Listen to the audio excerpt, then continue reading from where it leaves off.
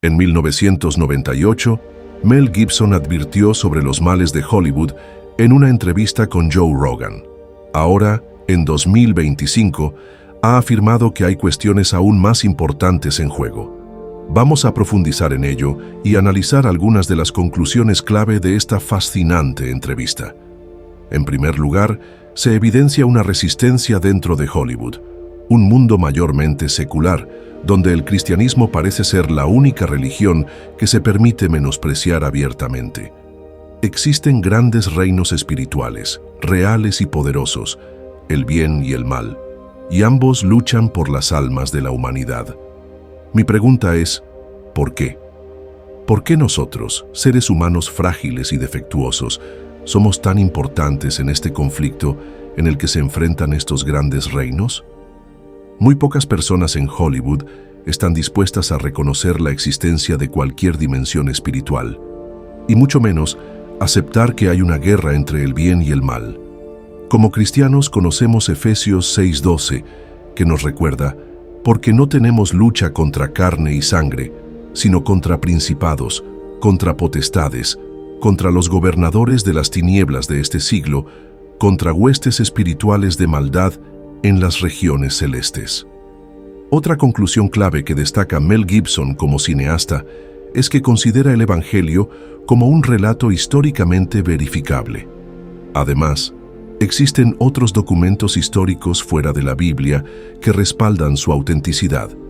Él enfatiza que Jesús realmente existió y que todos los apóstoles que proclamaron su mensaje estuvieron dispuestos a morir antes que negar su fe. Y es aquí donde plantea una pregunta contundente. Nadie muere por una mentira. Es una perspectiva interesante. Si el mensaje del Evangelio fuera falso, ¿por qué los discípulos y apóstoles bíblicos estuvieron dispuestos a sufrir martirios crueles sin retractarse? En sus muertes dejaron un poderoso testimonio de la realidad de Jesucristo y su resurrección. Porque nadie es golpeado, apedreado o quemado vivo sin estar plenamente convencido de la verdad de que Cristo venció a la muerte y sigue vivo hoy. Hace 20 años se estrenó una de las películas cristianas más taquilleras de la historia. Ahora, 2 décadas después, han surgido noticias que sorprenderán a muchos creyentes que disfrutaron de aquella primera película. Pero antes de profundizar en ese tema, escuchen esto. Estamos viendo un aumento en el simbolismo oscuro dentro de la industria del entretenimiento. No es algo nuevo, lo hemos visto antes, pero la magnitud actual es realmente sin precedentes, especialmente en los videos musicales y en diversos contenidos de comunicación. ¿Por qué lo están haciendo? Esta tendencia ha ido en constante aceleración. Personalmente entregué mi vida al Señor en 2009 y siempre tuve la sensación de que algo estaba mal en todo esto, aunque no podía identificar exactamente qué era. Pero cuando empiezas a analizarlo desde una perspectiva más amplia, a 30,000 pies de altura, te das cuenta de que todos parecen seguir el mismo patrón, apuntando en una dirección muy específica. Como cristianos conocemos a esta figura oscura de la que habla la Biblia, Satanás. Y lo que veo es un ataque desde 2 frentes. Por un lado está lo evidente, representaciones abiertas de criaturas demoníacas con cuernos y escamas negras, como las que aparecen en algunos videos musicales. Estas imágenes ya no están sujetas a debate. Todo el mundo reconoce lo que representan. Pero luego está el otro frente, el más peligroso y sutil. Incluso dentro de la iglesia, hay personas que parecen cristianas, hablan como cristianas y actúan como cristianas, pero en realidad están cumpliendo la voluntad del enemigo. Cuando observamos el entretenimiento secular en la actualidad, hay un patrón claro y recurrente en sus mensajes.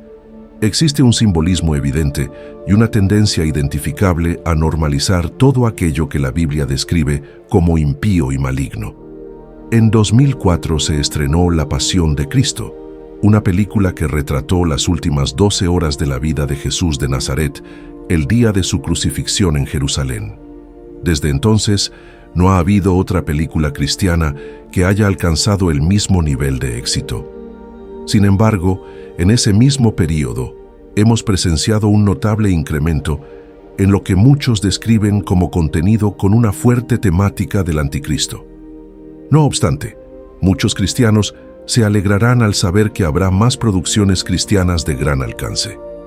Recientes informes indican que Mel Gibson ha sido visto en distintas regiones de Europa, explorando locaciones para su tan esperada secuela de La Pasión de Cristo. Esta noticia emocionará a muchos creyentes porque, seamos francos, la industria del entretenimiento secular está plagada de blasfemias contra Dios, burlas al cristianismo y contenido abiertamente impío. El Christian Post publicó un artículo titulado Satanás en Hollywood. ¿Por qué el rápido aumento de temas diabólicos en el entretenimiento es importante?, donde se destacan algunas líneas alarmantes. Demonios, Satanás, maldad. Estos temas aparecen con mayor frecuencia en canciones, videos musicales y películas. ¿Qué significa esto y por qué es relevante? El artículo advierte que el enemigo ya no se presenta con la clásica imagen de cuernos y tridente, sino que se disfraza como un ángel de luz, algo hermoso y atractivo. En una reciente reseña sobre el nuevo video musical del rapero Doja Cat, se citó 2 Corintios 11:14. Y no es maravilla, porque el mismo Satanás se disfraza como ángel de luz. Otro artículo de Newsweek, titulado Satanás, se está poniendo de moda en la cultura pop estadounidense. Señala que las referencias demoníacas se han convertido en un elemento central dentro de películas, series de televisión, podcasts e incluso libros dirigidos a niños. Además, se menciona la proliferación de clubes satánicos en escuelas y la creciente influencia de grupos satanistas en la política. Más allá del cine, la televisión y la literatura, hay una oleada de videojuegos y otros medios de entretenimiento que promueven ideologías anticristianas. De hecho, se destaca que el Templo Satánico es la única organización de este tipo reconocida como iglesia por el IRS y el Sistema Judicial Federal de Estados Unidos, mientras que otras iglesias nunca han tenido la necesidad de luchar por su reconocimiento legal. Ante esta realidad, debemos recordar 2 Corintios 10, 3-5. Porque aunque andamos en la carne, no militamos según la carne, porque las armas de nuestra milicia no son carnales, sino poderosas en Dios para la destrucción de fortalezas, derribando argumentos y toda altivez que se levanta contra el conocimiento de Dios, y llevando cautivo todo pensamiento a la obediencia a Cristo. Este pasaje pone todo en perspectiva. La Biblia nos enseña que, aunque vivimos en este mundo, no debemos luchar nuestras batallas como lo hace el mundo. Creámoslo o no, hay fuerzas espirituales operando detrás de escena, buscando influenciar el corazón humano a favor o en contra de Dios. Y aquí hay algo en lo que todo cristiano debe reflexionar. La Biblia no nos habla de la posesión demoníaca para asustarnos. Estos relatos no solo evidencian la maldad y el odio del enemigo, sino que sobre todo resaltan el poder y la victoria absoluta de Jesucristo. En numerosos relatos del Nuevo Testamento, la Biblia nos dice que Jesús reprendió a los espíritus inmundos, pero Jesús no se enfrentó a una fuerza igual a la suya. Él se mantuvo firme en su posición de autoridad y poder, y hoy nosotros también podemos caminar en esa misma autoridad que nos ha sido dada en el nombre de Jesucristo. Ahora bien, cuando ves ciertas imágenes en la cultura popular, ¿qué representan realmente? ¿Qué mensaje transmiten? ¿Qué ideología están promoviendo? Como cristiano quiero hacerte una pregunta. ¿Cómo puedes seguir escuchando a un artista que emplea imágenes diabólicas en sus actuaciones o en sus videos musicales? Cada vez hay una mayor conciencia y preocupación por el lado oscuro de la industria del entretenimiento. Las referencias al ocultismo y a la adoración satánica se han convertido en algo común. En este video, me gustaría profundizar y analizar la agenda satánica oculta detrás de gran parte de la música secular. No hace mucho, el actor británico Damson Idris reveló que, para interpretar su papel en la serie Snowfall, tuvo que sumergirse tanto en la mentalidad del personaje que comenzó a experimentar pesadillas. Asimismo, hace algunos años, en los Globos de Oro, el actor Christian Bale agradeció públicamente a Satanás en su discurso de aceptación del premio al mejor actor en una película de comedia o musical. Sus palabras fueron, y cito, «Gracias, Satanás, por darme inspiración para interpretar este papel». No pasó mucho tiempo antes de que un tuit comenzara a circular con una advertencia alarmante. Las canciones que encabezan las listas de éxitos están en toda la cultura moderna. Él no grita, susurra. Él no aparece en llamas, se esconde en las sombras, moldeando sutilmente lo que escuchamos, vemos y creemos. Pero, ¿puedes detectar su influencia antes de que sea demasiado tarde? Porque lo que está en juego es nada menos que tu alma. Si no aprendes a reconocer su obra, quizás ya estés pagando el precio hoy. Estamos aquí para exponer cómo el maestro del engaño está operando en las sombras para dar forma a nuestro mundo y, lo más importante, cómo puedes combatirlo. La Biblia lo llama el príncipe de este mundo, el padre de la mentira y el gran engañador. Y hoy su influencia está por todas partes. El enemigo nos rodea, pero esto no es nada nuevo. El pueblo de Dios siempre ha estado rodeado por los enemigos de Dios. A lo largo de la historia bíblica, los hijos de Dios se han encontrado tras líneas enemigas, a menudo superados en número y enfrentándose a fuerzas aparentemente insuperables. Cuando leemos las Escrituras, vemos que las grandes potencias del mundo han surgido una y otra vez con inmenso poder. En Génesis 11 se nos habla de una gran ciudad donde los hombres intentaron construir una torre que llegara hasta los cielos, con el propósito de hacerse un nombre. Pero Dios intervino, y el lugar fue llamado Babel. Este evento marcó el fundamento de lo que más tarde se convertiría en Babilonia. Milenios después, Babilonia no solo fue una gran ciudad, sino un imperio poderoso.